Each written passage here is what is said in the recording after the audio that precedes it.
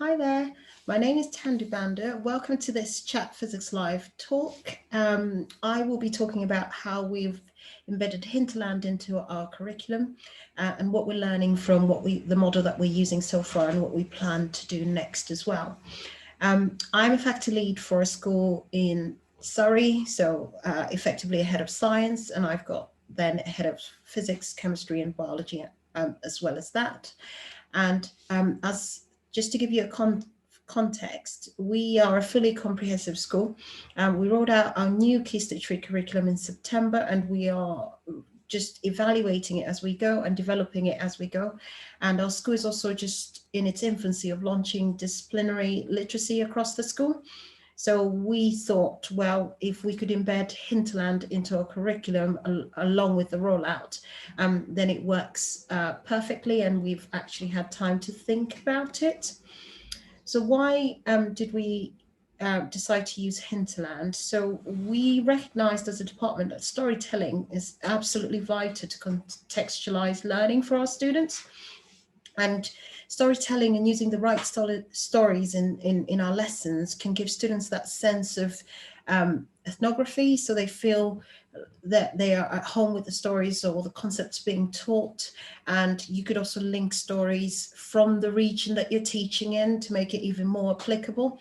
And departments can then also use that to showcase the diversity of their subjects. And in this context for physics particularly, it's such a diverse subject, and showing all the different strands of physics and all the different inventors, be it women or men, and all the different diversities that exist within the subject is absolutely important. Now, before we started, I looked at EEF articles on improving secondary science and also improving literacy in schools.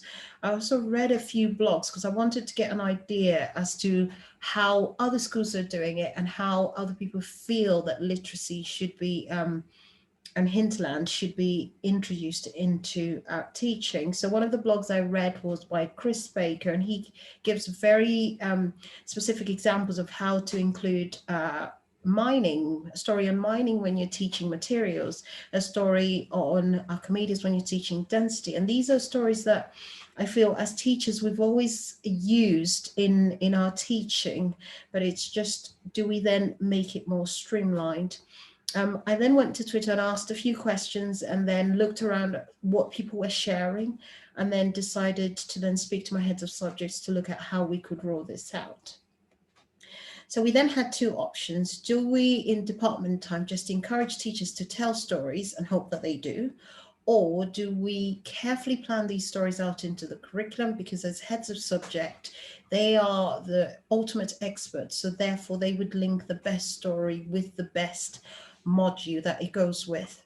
And then do we just help teachers then eventually become the experts and identify stories that link in, particularly that for physics, there's a shortage of physics experts. So we wanted to make sure that our teachers were really comfortable with the physics stories that we were expecting them to actually tell and actually showcase to the students.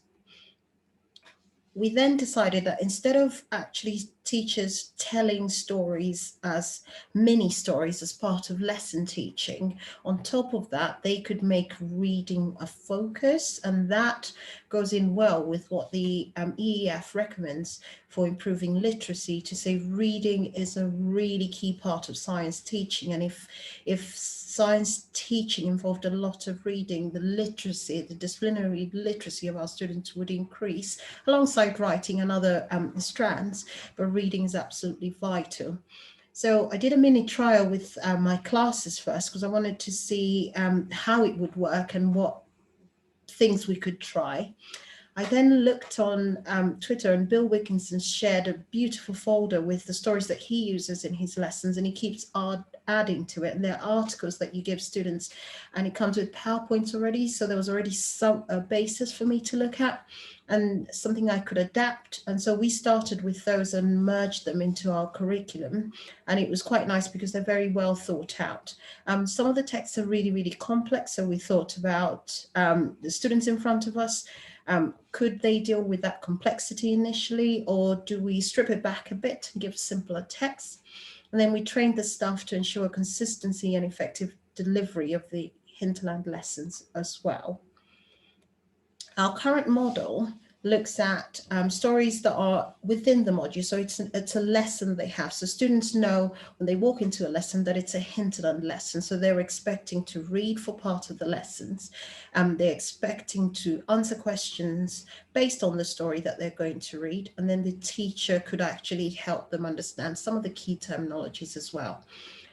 Teachers are encouraged to have autonomy. So yes, we have stories that are linked to scheme of work, but if they feel that they've read a story that is much better or helps them more engage with the story because they know more about it, then it's absolutely fine for them to replace that story as long as it links in with what the topic is and what the concept is, because we don't want students to read random stories that have nothing to do with what the lesson's about or the module is about. So these stories can range from subject specific or specification specific. So we looked at units. So we'd read the story of the kilogram in our maths and physics module. Then when it's diversity week, we'll look at different scientists in physics and look at LGBTQ, women in physics, Black inventors, that sort of thing. And then if we're doing waves, we'll look at telecommunications and how it works and the inventions that have come from that. So it could range from any specification-based thing to something that enriches students and teaches them and it improves their science capital as a result as well. So these are just some of the examples that we've used so far. And then I've asked teachers to actually give me some feedback on how they're going, and our teachers are really on board with it, which is really, really good. And they have approached this in the way that I had hoped. So that's a really good thing. And hopefully we can just build up on this as well. Like I said, the structure of the lessons involves quite a lot of direct instruction. We have 100-minute lessons, so we've actually got the time within the lesson to make sure any new words that students are experiencing are defined, and those are defined either the teacher defining a word explicitly or discussions to judge understanding of that word. What that also does is that it helps the teacher identify any tier 2 words and make sure that we get rid of preconceptions and misconceptions. And then the other part of the lesson is the independent reading time and then questions based on that story. And we've now extended it to homework writing tasks, such as write a letter to the head teacher. So we had an energy module just finished with year 7. And at the end of it, they had to write a letter to the head teacher to outline how the school could save energy. And then we gave them a structure for writing a letter. So they're actually learning other soft skills as well. And that helps us link in skills that are embedded into our curriculum, apart from just the disciplinary literacy as well. What's going really well so far is that we have 90% of our teachers fully engaging with the rollout, and that is a really good thing, because you want teachers to engage with it. Students are seeing consistency from subject to subject. So we use it in physics, we wrote it out in physics, we have it in chemistry, we have it in biology, and every module they have to do, there's always at least one hinterland story. Teachers are saying that students are starting to ask a lot of questions and applications of concepts, and they're going away and reading extra articles and talking to the teachers about it. So that's really, really important. And as we want to encourage students to read, it's absolutely imperative that we build up that reading skill, because reading is not the easiest thing for our students. So what we want is to build up that confidence for them to go and read more complex texts eventually as well. So one of the examples I have in terms of feedback, I do surveys, Google Forms that teachers fill in to just give me some feedback, and then we discuss it in department time. And this is feedback I got from one of our teachers who's a PE teacher, and she did a physics hinterland lesson on the kilogram, and she really enjoyed it. And she said that the topics were really, really interesting, and she got students to read out a paragraph each, and they looked at meanings of words and made a glossary. And she actually said it would be better if we had a glossary with spaces. where students can add their own words that they think link in. So we could add synonyms as well, which is a really good idea as well. So we'll take that on board and we'll see if we can add that on to our format of our stories as well. In terms of what we could do better, one of the things we did as heads of subject, so I really look at physics, chemistry and biology with the heads of subjects. So one of the things that we did is we put the hinterland just before a revision lesson. And what we then realized is some teachers were then skipping the hinterland lesson because they wanted to just get the test done, or they thought they could do the hinterland after the test. And that sort of loses its focus because we want the story to link into what the students are learning. And sometimes when students have done a test, they might think that's the end of it. So they wouldn't really understand why they're having to then read about the kilogram when they looked at the kilogram unit 5 weeks ago. So one thing we've done is we've moved the hinterland lesson into the middle of the spec or closer to the top third of the spec to just make sure that teachers understand that they have to do it and it's not a side thing. It's really important that we get our students to actually read. The other EBIs is that in some lessons, the teacher was talking throughout the story, which defeats the purpose of students actually reading. So we've now made it really explicit that the students have to have silent reading time. And it takes a while to build students up to that because they're expecting you to always guide them through things. And it's just taking that away and making them read. And it's absolutely silent. Let's just read. And then some parts you could read together, some parts the teacher could read, some parts a student could read. And we're ensuring that all the staff are on board. So if anybody is not doing hinterland, the conversation then I would be having would be, why are you not doing it? And is there anything I could help you with to help you get on board with this? Because what we want is we want every child to have access to hinterland, and we want every child to have to develop their reading skills because it will help the development of their subject knowledge and their disciplinary literacy as a whole. Things that I would advise heads of science to consider is subject specialism. So before a module starts, it's really important that for the hinterland lessons, as for any part of the module, the teachers that are delivering it understand the misconceptions and the preconceptions. They've checked that the article is the right reading age and they modify it, and that comes as part of planning and differentiation. They've checked SEND, and they've checked if anybody needs a scribe to help them read. All those sorts of things need to be checked before you can have a hinterland lesson to make sure it's effective and to make sure that you don't put off certain students.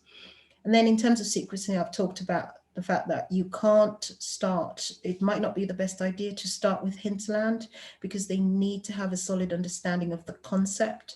So students need to know what density is and how density is calculated and where density is used before they can then read about Archimedes and how he developed the concept. Because otherwise they're reading something and they don't understand what it's all about. In terms of where we're going with this, so we'll continue sharing good practice in department meetings for every module because we always have a reflective part to our department meetings. We're going to roll this out to Key Stage 4 and 5 next academic year, and some teachers have already started doing this, which is really good. And then our sixth formers, we tried Article of the Week. So I tried it with some of the sixth formers and they really enjoyed it. So our sixth formers are actually going to run Article of the Week and they're going to share the article. And when we all go back to normal schooling, we're probably going to run a journal club so that we can encourage reading as part of our STEM club as well. Thank you so much for listening. I have some references that I would recommend that if you're thinking about introducing hinterland into your curriculum, you look at. So Chat Physics has got a lot of articles on there. Adam Box has got amazing articles on hinterland. Bill Wilkinson I mentioned. blackinventors.com has got articles on a lot of inventions, and then the EEF literacy guidance is also really, really useful. And recently I read The Confident Teacher, which looks at 5 things they wish they had known about literacy, and that really resonated with me. So I'd encourage that people have a look at these, and really just ask on Twitter if there's any ideas as to how you can roll out Hinterland, and hopefully you can relate to how we're doing it in our department, and hopefully it helps you make your decisions as to how you're going to do Hinterland in the future. If there are any questions, please ask using the hashtag #ChatPhysicsLive on Twitter. My Twitter handle is at the bottom of the page. Thank you so much for listening, and hope you enjoy the rest of Chat Physics.